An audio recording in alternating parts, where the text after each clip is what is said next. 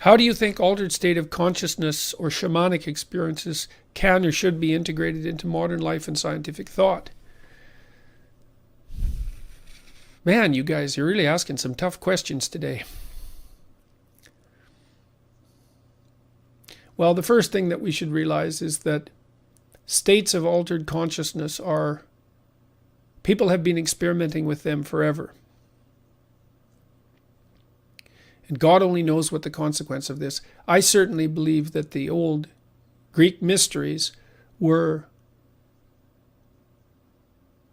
institution-induced hallucinogenic experiences. I think that most of the religious stories that we have are a consequence of psychedelic experience. Most. A substantial number of them. It certainly seems to be the case with soma, for example, which looks like it was the fly agaric mushroom, the amanita.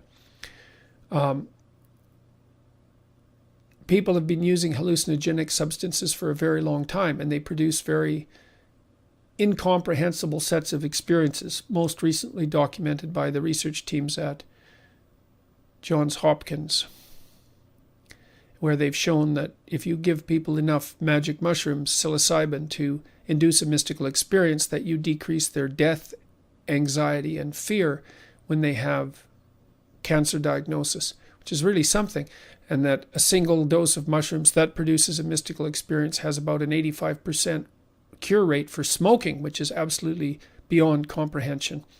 So the psychedelic substances seem to open up another plane of existence, so to speak, and it's that part of experience that has an infinite scope. Why they do that, how they do that, what that means, God only knows. God only knows. I don't think we understand psychedelics even a bit. I don't think they fit into our current worldview. So, how should they be integrated? Well, you're a fool if you play with psychedelics. What did Carl Jung say? Beware of unearned wisdom.